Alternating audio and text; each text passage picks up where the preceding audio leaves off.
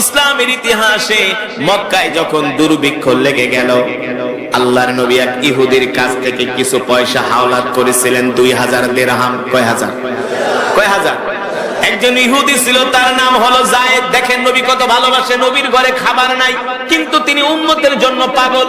উম্মতের ঘরে খাবার নাই, সাহাবীদের ঘরে খাবার নাই, মক্কার মানুষের ঘরে খাবার নাই, অথচ নবীর নিজের চুলায় আগুন জ্বলে না। নবীজি কি করলেন? একজন ইহুদির থেকে 2000 দিরহাম হাওলাত করলেন।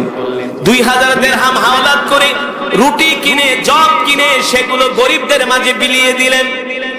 বিধবাদের ঘরে বাজার করে করে সেই বাজার পৌঁছে দিলেন। সুবহানাল্লাহ বলে।